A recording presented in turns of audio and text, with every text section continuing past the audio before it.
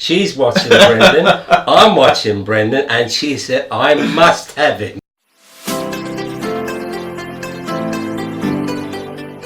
Hello and welcome to another interview, people of YouTube. Today I have a good friend of mine, John O'Riordan. Am I pronouncing it right? O'Riordan? It's O'Riordan, but O'Riordan. because you're my friend, you'll get away with it. O'Riordan, okay. Let me say that again. John O'Riordan. No, I messed it up even worse.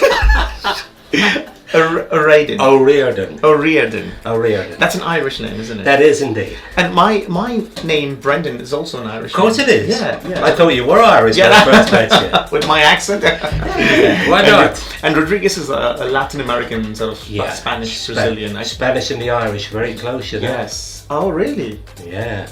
You going back in, that's why you find a lot of Irish are very dark. Okay. Dark hair, dark eyes. Oh. Because the Spanish came over to Ireland, didn't they? Oh, right. And okay. they helped fight battles in Oh, Ireland. Battle of Kinsale and all that. Yeah, read it up. Oh, that's amazing. That's very interesting. So let's find out about John. How did you get into magic? Oh, I got into magic at school. My school teacher, who's still a member here, No ways. Terry Guyett. Terry was your school teacher. Terry was my Wow. school teacher. And he was one of them. He was very friends with another teacher of mine by the name of Bob Burns. Okay. And Terry would come to the school and afterwards teach Bob some tricks. And I witnessed one of the card tricks one night. Right. And that really got me into card magic. Wow. So you. Yeah, and that was about 1950. What is that sound? 58. 1958. So, yeah. Wow. So you've been doing magic ever since then? Yes, And been did you do it interested. professionally, or is more of a hobby for you? Always more of a hobby, and then become semi-professional because Okay. I had a career in British Telecom, you know. Oh, of So course. it's- So okay, so that's interesting. So then you got into magic as a kid, and then you still continued your studies. You did your then you got into British Telecom, and Yes. then magic was always something on the side. Always on the side. Yes. Okay, Something cool. I loved. Excellent, that's great.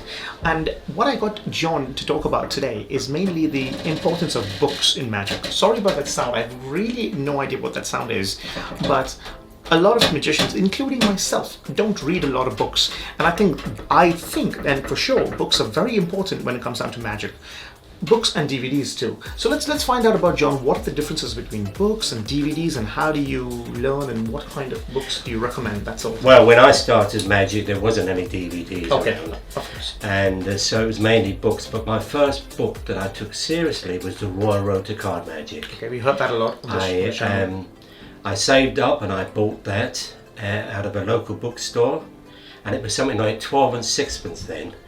Old money. Wow. Old money. Which was a lot, and I still have that original copy. And I still refer to it even now. There are still things you can go back onto the Royal Road Yeah. and then just put a little slant on it, and you have miracles that would really suffice today. Wow.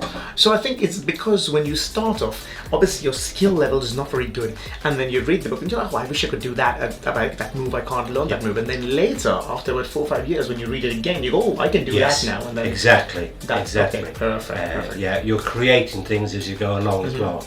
Not necessarily improving them, because the stuff is all in the book anyway. Yeah. And they always say if you want to hide a great trick, put it in a book anyway. Yeah, that's what. Yeah, I've heard that before. Yeah, Yeah. because no one's really looking at a lot of these DVDs or these one-trick DVDs that are coming out. Usually are ideas that have been in books for many years, Yeah. and they've just rehashed and retagged everything and then rebranded it and put into a DVD. So when it comes to DVDs, what sort of DVDs do you watch? And what do you... I like anything like Marlowe, Vernon series. Oh yeah, the Vernon series. There's about 7 or 8 of those. There's I've got 17 of them. Oh. And Is that there's Michael Revelations. Amar? Right. And then there's Michael Amar with his 8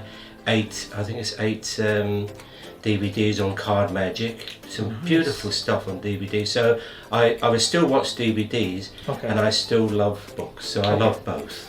What is the difference between watching a DVD and learning from a book? The book, I can apply my own thoughts to it. Okay, that's what I was thinking of. If a DVD, if I watch a DVD, the danger can be you might be trying to do it the way the performer is performing on the DVD. But when I read the book, I can stop and think about it, and then think, how would I make that effective? How would I make it suit myself? So I haven't got someone to copy, or I haven't got a person to copy there, you know? Yeah, okay, that's a very good point. In fact, I heard of that point myself before, and I think it's the same thing. When I see a DVD, usually it comes with a prop. Let's say you buy a prop or a gimmick or something, and it comes with a DVD. I don't even watch the DVD. I just play around with the prop myself, try and come up with routines myself, and then later I'll watch a DVD to get some ideas. That's very good practice. Yeah, so in that way, because I got to fit it with my style and not just something that you could see on there. So that's a good tip. So when it comes to recommending books, now you did recommend the Royal Road to Card Magic. Is there any other books that you could recommend the viewers right now watching? Expert Card Technique would be the natural follow-on for Royal Road to Card Magic. I love Harry Lorraine's books, and I love his Book of Magic. That not only has card effects, but it has some beautiful tricks with coins, pieces of rope, string, everything, rings. Wow. And I still do a ring routine from that book today. Oh, that's good. Yeah. I've got a book at home. I've not really read it, but I'm just sort of keeping it in a shelf. The reason it was gifted to me, it was the Pat Page's page by page big book of magic. The big book of magic. Yeah. I have that book. Yeah. Some wonderful stuff. I mean, Pat Page, I mean, he left us all such a great legacy, didn't he? Yes, totally. You know, a great teacher, great performer, did things that even if you knew the secret, he could fool you, you know? Yeah. And that's really the art, isn't it? He was more from a magician and a magician. So kind of like a few names just now downstairs. I was down, and Michael Vincent was frying everyone's mind with some card tricks, and no one at the table. These are all magicians, by the way. No one knew anything, and all of those techniques were in books. Michael Vincent is someone who works on the craft. Yeah. Oh, we're going to get him on this channel very soon. I'm going to interview Mike here very soon, so it should be great. So it's perfect. Thank you, John, for this, for your time. You're more than welcome. It's a great pleasure. Very much. Great pleasure to know you as well. Oh yes. When did we meet each other? Was it? We met a few years ago at the Magic Circle. At the Magic Circle, and you were doing the crystal ball. Oh yes. Okay. You gave me a lesson, and I would need to live twice as long as I've lived now to get there. I think it's all about. I don't know if you've done me any favours by trying to teach it. I did lecture at one. And you did a lecture for us at Mid-Essex Magic Society. There was a very funny incident that happened when you gave me a gig, and it was while I was in the BBC One show. Yeah, let's talk about that very quickly. I don't think my fans they know about this. Yeah, well, the interesting about the One show, which I watch every night, and I knew Brendan was on it, so I thought I must see it tonight. And while I was watching the One show, a French woman who started to run her own very select parties in London wanted a tip-top magician.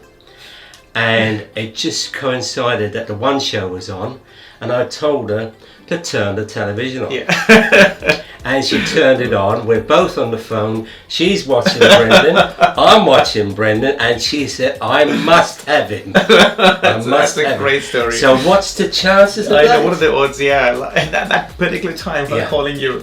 Wow. What's the chance of that? So that was something unique in the world of magic, wasn't it? Yeah, true. Very true. Something it's really great. in the world of magic. I'm sorry. Yeah, that's all right. That's all right.